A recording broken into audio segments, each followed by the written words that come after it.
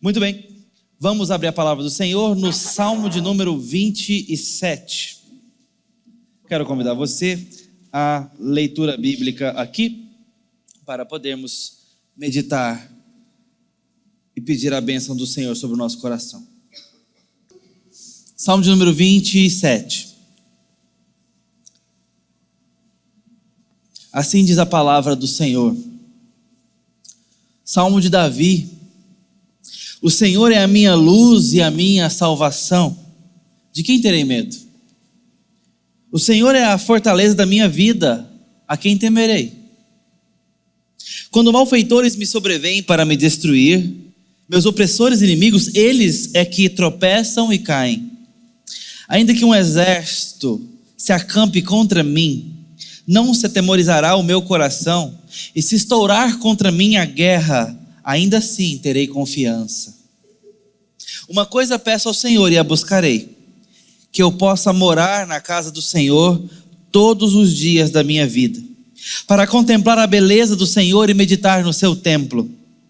Pois no dia da adversidade ele me ocultará no seu abrigo, no interior do seu tabernáculo me acolherá. Ele me porá no alto de uma rocha. Agora será exaltada a minha cabeça acima dos inimigos que me cercam. No seu tabernáculo oferecerei sacrifícios de júbilo, cantarei e salmodiarei ao Senhor. Ouve, Senhor, a minha voz, eu clamo, tem compaixão de mim e responde-me. Ao meu coração me ocorre, busquem a minha presença. Buscarei, pois, Senhor, a tua presença. Não me escondas, Senhor, a tua face, não rejeites com ira o teu servo. Tu és o meu auxílio, não me deixes, nem me abandones, ó Deus da minha salvação. Porque se o meu pai e a minha mãe me abandonarem, o Senhor me acolherá. Ensina-me, Senhor, o teu caminho e guia-me por vereda plana, por causa dos meus inimigos. Não me entregues à vontade dos meus adversários, pois contra mim se levantam falsas testemunhas e os que só respiram crueldade. Eu creio que verei a bondade do Senhor na terra dos viventes.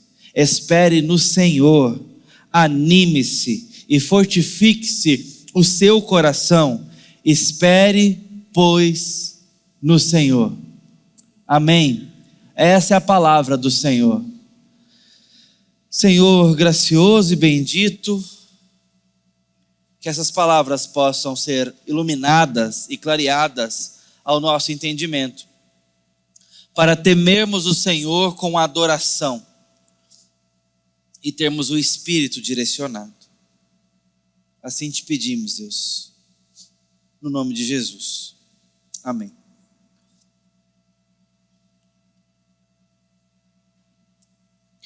O que o Salmo 27 pode ter com Rock Balboa? Bom, quase nada. Mas ainda assim eu quero ler um diálogo de um dos seus filmes que ele tem, já em idade avançada, com o seu filho. Cito. Eu vou te dizer uma coisa que você já sabe. O mundo não é um grande arco-íris. É um lugar sujo, cruel, que não quer saber o quanto você é durão, vai botar de joelhos e você vai ficar de joelhos para sempre, se você permitir. Você, eu, ninguém vai bater tão duro como a vida. Mas não se trata de se bater duro, se trata de quanto você aguenta apanhar, apanhar, apanhar e seguir em frente. O quanto você é capaz de aguentar e continuar tentando. É assim que se consegue vencer, meu filho. Agora, se você entende esse valor, então vai atrás do que você quer conquistar. Mas tem que ter disposição para apanhar. E nada de apontar o dedo, de dizer que você não consegue por causa dele ou dela, ou de quem quer que seja. Só os covardes fazem isso. E você não é covarde, meu filho. Você pode ser melhor que isso. Fecha aspas. Bom, está aqui um pugilista E um desses que sabe o que é apanhar, não é verdade? Quantos de nós não vibramos na década de 90 com os olhos roxos do Balboa, que apanhava, só não sei se apanhava mais que o Van Damme, mas apanhava. E estava lá, talvez por força do roteiro, mas estava de pé. E aí nós vamos percebendo que sim, o argumento da saga Rocky não era sobre a grande capacidade de bater, era a capacidade de permanecer no ringue e se levantar quantas vezes fossem necessárias.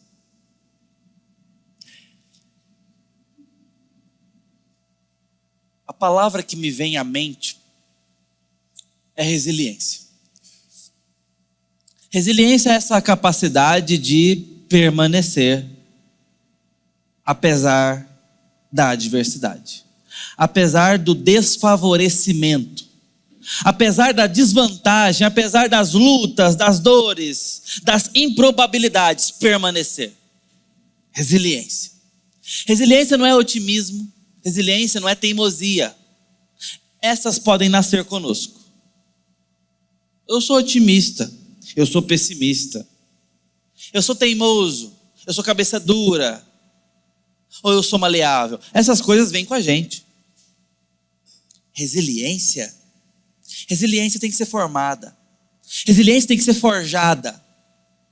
Resiliência é fibra, tal qual o músculo que precisa passar pela hipertrofia, de ser lacerado, de ser machucado, de ser submetido a microfraturas, para que então no processo inflamatório se engeça, cresça e forme então uma musculatura forte.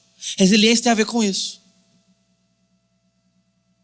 O estresse que uma vez comprovado, sofrido, o processo inflamatório, uma vez suportado, se fortifica. Resiliência vem de cultivo. Resiliência vem de semeadura. Não é enlatado. É por isso que ela é o coração, é o pedestal da esperança. Nós temos na Escritura justamente esse processo dito pelo apóstolo que, uma vez provada a nossa fé, uma vez a alegria de participar das grandes provações, nos mostraria que teríamos perseverança comprovada. E deveríamos nos alegrar nisso, porque uma vez nas provações a perseverança for exercitada, teremos esperança. A resiliência na provação é a prova da perseverança. E esta é a moldura exata da esperança. É a resiliência quem sustenta a esperança. E mais uma vez, insisto, esperança não é algo que vem de berço. Esperança, tal qual resiliência, é algo que precisa ser edificado, construído. Esperança não é otimismo. Não é a torcida para que algo aconteça. A própria palavra de Deus diz que esperança é convicção. Esperança traduz-se em certezas. E não sobre suspeita. Como quem suspeita que vai dar certo. Como quem acha que pode dar certo e terminar bem. Esperança é composta de pura convicção. E convicção, por sua vez, é algo que se alimenta de fundamentos. As convicções que temos se fundamentam em algo. Não é assim? Seja pela experiência, seja pela ciência, seja pelo conhecimento, seja pelos conselhos, pela própria vida, nós vamos chegando em certas convicções por causa de outras fundamentações. Nós estamos diante de um texto que fala sobre exatamente esse sentimento. E quando eu usar essa palavra, não tome ela por barata, sentimento. Mas, e sim, a encare como algo fundamental ao viver humano e à constituição nossa que temos. Convicção, sentimento, certezas, decisões, raciocínios, experiências, tudo isso é o nosso complexo. E tome isso como algo integral e intrínseco a nós. Sentimos medo, sentimos inseguros, sentimos seguros, sentimos com ânimo. O sentimento faz parte. E a sensação do salmista aqui, ela é mista. Mas eu quero começar por onde esse texto nos deixa imediatamente. Versos 13 e 14. É o clímax do texto, é o seu final, é o seu grande finale, mas eu quero começar por aqui. Onde o salmista diz o seguinte: eu creio que verei a bondade do Senhor na terra dos viventes. Fé. É isso que está explícito aqui. Ele acredita que ainda haverá a bondade do Senhor nesse mundo, na terra dos viventes. E por isso ele diz: espere no Senhor, se anime, se fortifique, se renove, pois vale a pena esperar no Senhor. O salmista está aqui tendo um diálogo consigo mesmo. Ele está conversando com o próprio coração, dizendo: eu preciso crer. Como que argumentando que fé é algo essencial ao esperar, a esperança. Fé é essencial à formação daquelas convicções na esperança. Porque a fé se traduz em certezas acerca de coisas que talvez nem vejamos. E então, temos condição de amadurecer esperança. O salmista demonstra fé ao final da sua poesia. Eu creio. Eu tenho fé nisso. Eu tenho uma experiência de fé quanto a isso.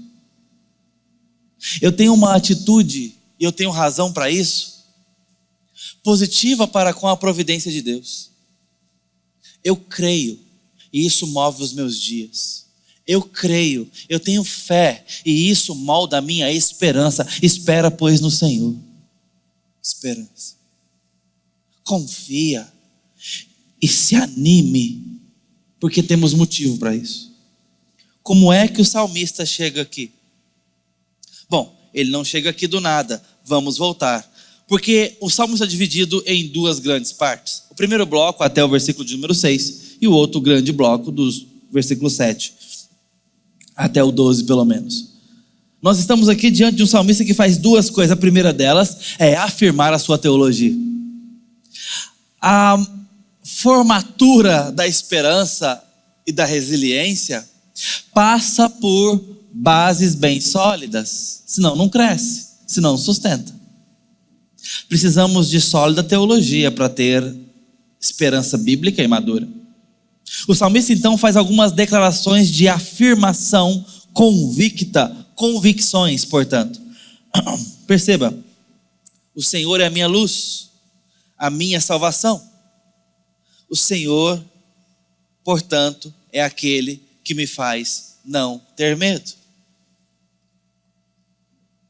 De quem terei medo? O Senhor é a fortaleza da minha vida, a quem temerei. Veja que o salmista aqui está falando sobre medo, sobre ter medo.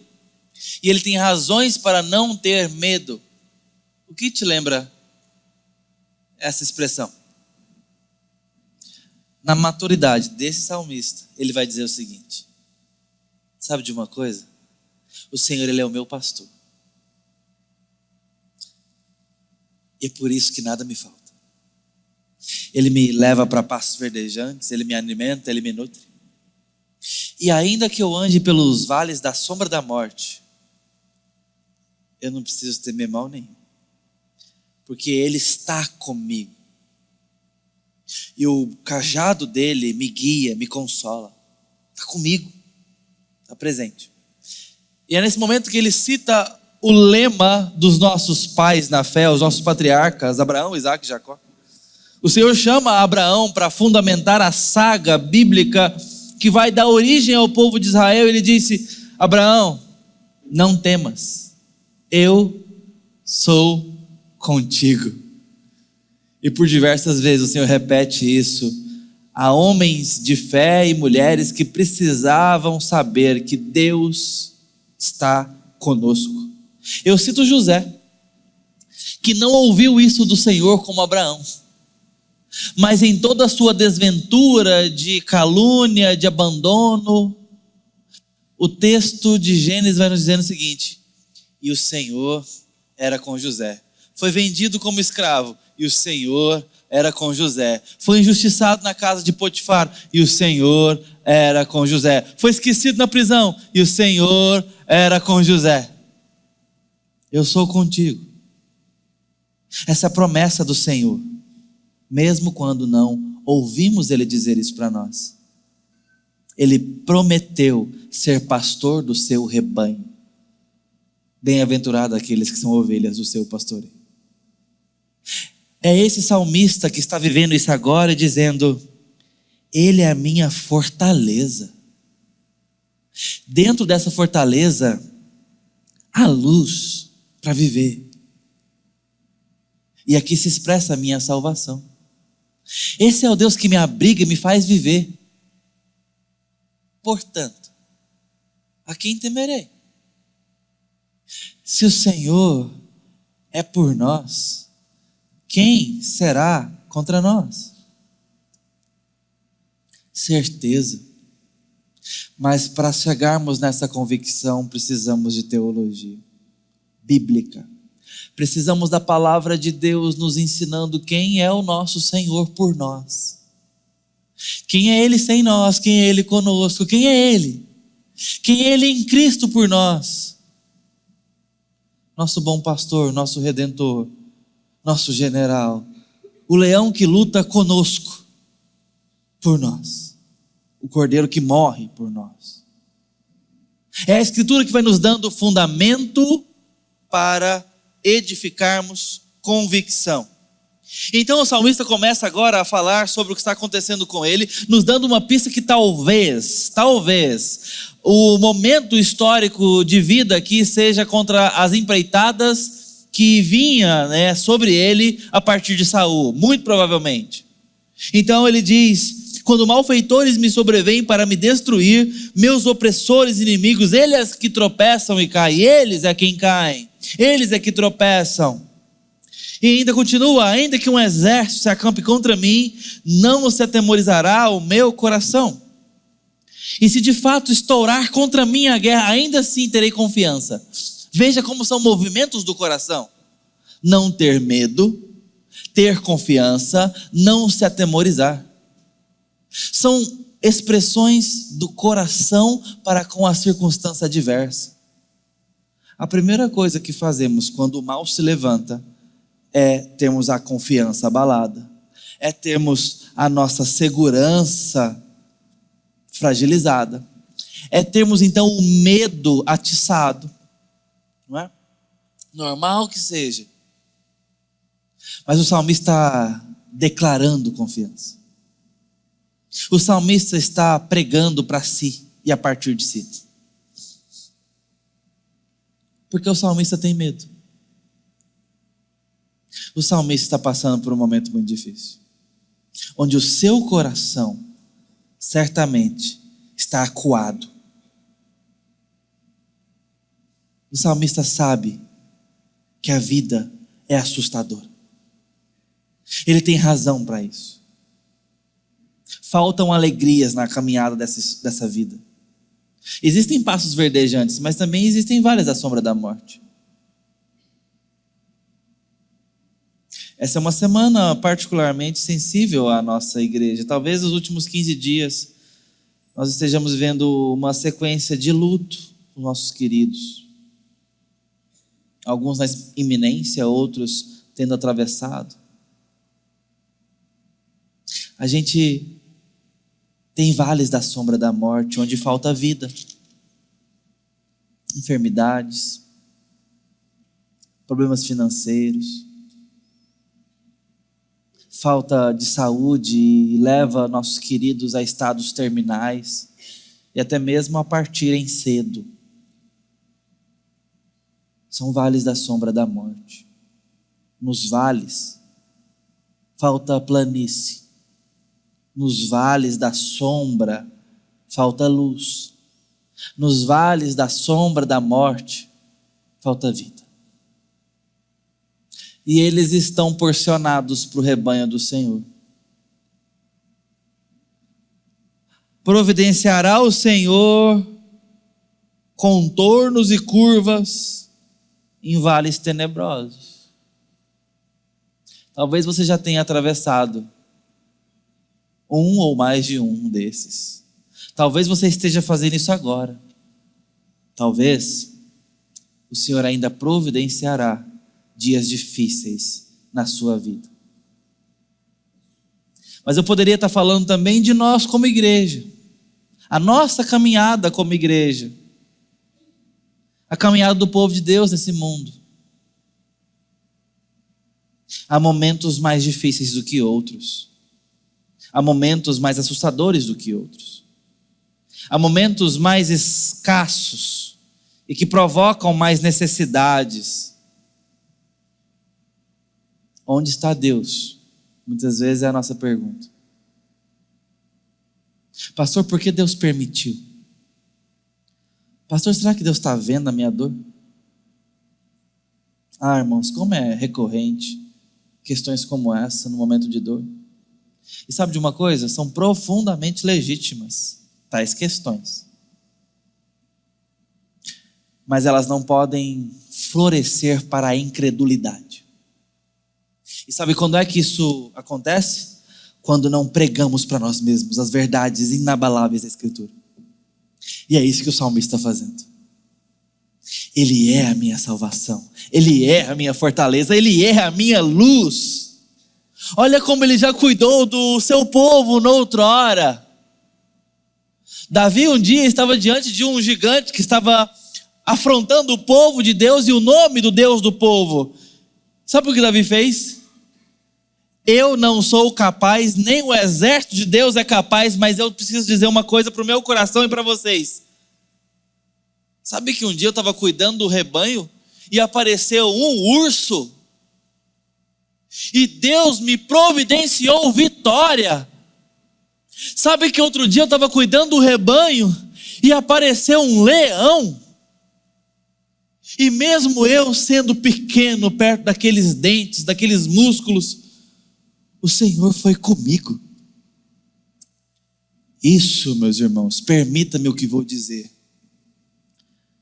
É a teologia do menino colocada em prática. Esse Senhor que eu já conheço, que é providente, que me susteve, é aquele que continua me sustendo agora. No nome dele,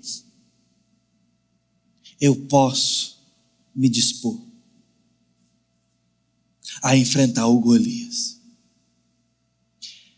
Essa experiência é memorada por ele. Nós precisamos, na hora da adversidade, de boa memória de quem Deus é. Olhar para a Escritura e preencher o nosso coração, o nosso imaginário, nosso horizonte com quem Deus é. E vamos descobrir um Deus poderoso nas Escrituras. Um Deus cheio de poder, mas também gracioso para com um povo difícil e frágil. Muito identificável conosco. Isso nos consola e nos anima. Porque gente como a gente, muitas vezes parece até pior. obteve do Senhor graça, paciência e instrução. Nós também podemos receber. E por que eu estou dizendo que o salmista não estava a todo rompante de confiança, mas está pregando para o próprio coração? Por conta do segundo bloco, veja. Versículo 4. Ele, ainda nesse primeiro bloco, ele fala da casa do Senhor, onde ele é abrigado na presença de Deus. Mas quando chega no verso 7, ele diz: ouve, Senhor, a minha voz, eu clamo, tem compaixão de mim e responde-me. O Senhor mandou que busquemos a sua presença, pois bem, eu busco, Senhor, a tua presença. Não esconda, Senhor, a tua face, não me rejeites na tua ira. Tu és o meu auxílio, não me abandone, não me deixes. Veja a agonia da prece. Senhor, não se esconda de mim. Senhor, não fique surdo para com a minha voz. Senhor, não me rejeites na tua ira. O Senhor está irado contra mim, por isso está calado. Veja a prece agonizante do salmista, diferente daquele rompante de confiança dos 6 primeiros versos, não é verdade? Ele é minha rocha, como é que eu vou ter medo de alguém? Senhor, não me abandone, me escute, me socorre, o Senhor é o meu auxílio, tu és o meu auxílio, não me rejeites. Isso mostra para nós que temor e angústia podem caminhar com certeza e fé. Essas coisas não brigam para sempre, mas precisam ser reconciliadas, precisam ser conciliadas. Em outras palavras, nós teremos angústias, nós teremos esmagamentos pela vida que levamos, nós seremos derrubados muitas vezes e noutras tropeçaremos nas próprias pernas e iremos ao chão, sangraremos, sofreremos. A questão é, o que faremos? E a luz do Salmo é levar as angústias que sobram aos pés do Senhor. É levar nossos sangramentos, nossas dores, à convicção da fé. E pastorearmos o próprio coração à luz das convicções de quem Deus é por seu povo e é por nós, portanto. O problema não é termos medo e razão para temer. O problema é não levar e expor os nossos medos no fórum certo, que é a presença do Senhor. E onde é que Deus está? Qual é a presença dele? Esse encontro com a voz dele na palavra, onde ele fala conosco, onde ele nos orienta, onde ele se mostra. Bíblia e oração continua sendo a regra básica, matricial. Falamos e ouvimos, ouvimos e falamos. O encontro bíblico e a oração. O salmista clama, o salmista busca, o salmista está em grande aperto. Por isso prega para si, a ponto de chegar onde chegamos no verso 13 e 14. Eu tenho razão para crer que mesmo nas adversidades que eu vivo, que eu vou ver a bondade do Senhor na terra dos viventes. Irmãos, como existem dores particulares para as quais eu quero dizer com a convicção do salmista: eu creio que eu vou ver Deus se manifestar bom nessa causa. Eu tenho certeza que você também. Eu creio que eu verei a bondade de Deus na terra dos viventes. Por isso espero, por isso aguardo, por isso creio, por isso tenho o dever de permanecer. Nós podemos abrir mão de muitas coisas, mas há algumas lutas na vida que somos provocados à resiliência. Chega um momento em que entendemos que temos que trabalhar. E aí, na marra, vamos nos tornando mais resilientes, menos variáveis, inconsistentes. Mas, por exemplo, quando chega a paternidade, a maternidade, Deus vai nos ensinando uma resiliência para além das dores, não é verdade? Para citar 2 exemplos, como do trabalho e como da paternidade.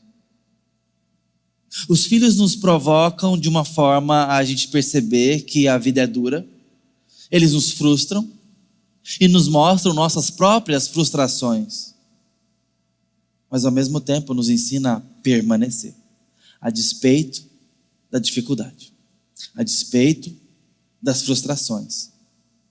É como se estivesse diante de um jogo que não tem opção de perder. Então, precisamos levantar quantas vezes forem necessárias. Não importa se vamos ao chão centenas de vezes. Não temos opção a não ser nos levantar mais uma vez e tentar de novo. Não é verdade? Se levássemos esse raciocínio de resiliência e esperança e de confiança no Senhor para os nossos matrimônios. Todo divórcio, queridos, é uma declaração de que o Evangelho não teve seu lugar devido. Todo divórcio é uma declaração de que o Evangelho não foi honrado devidamente.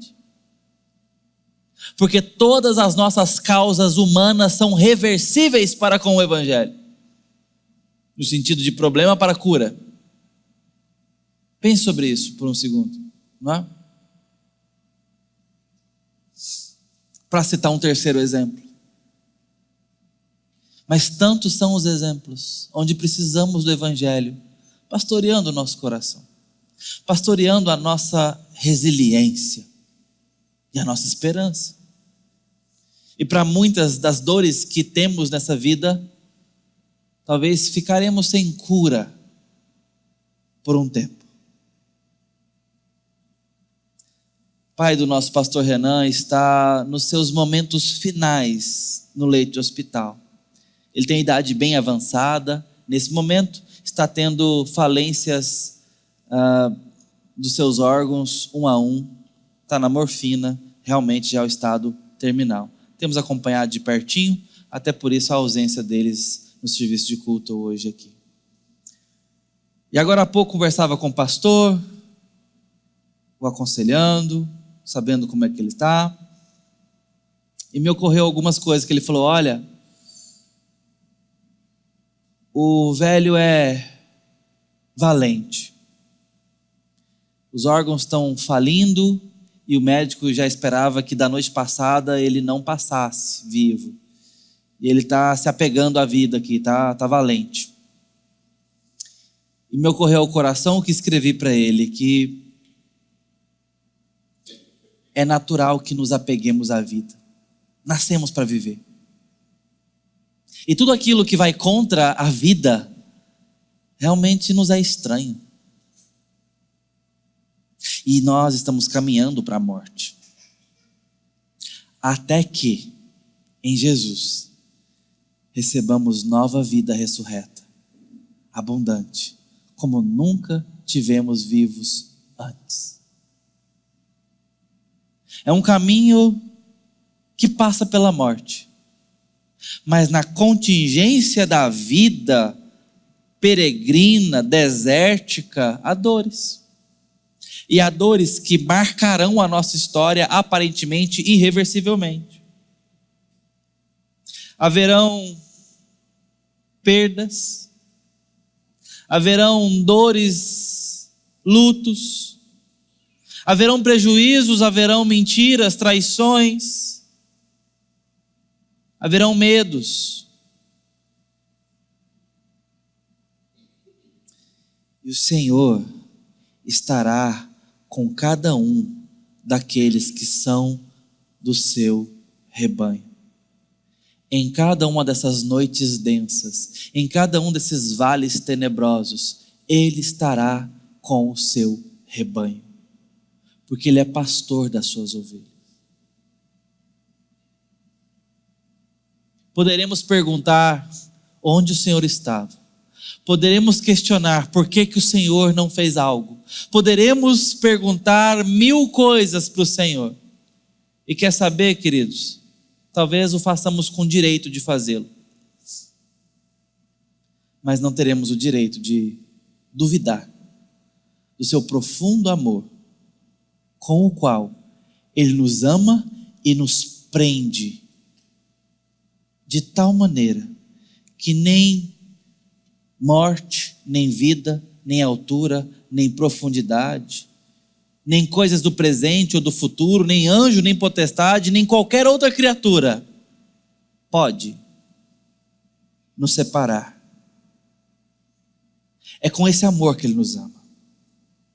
É com esse amor de fortaleza, de salvação.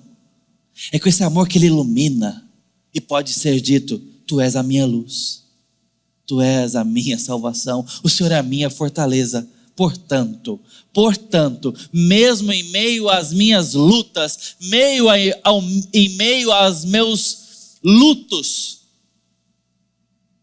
a que temerei? Ao que temerei?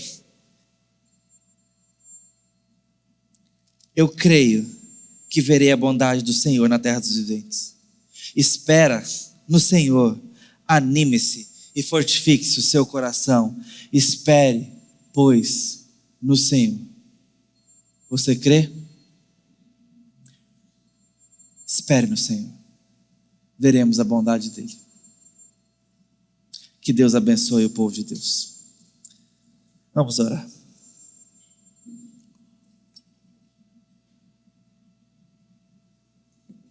Senhor,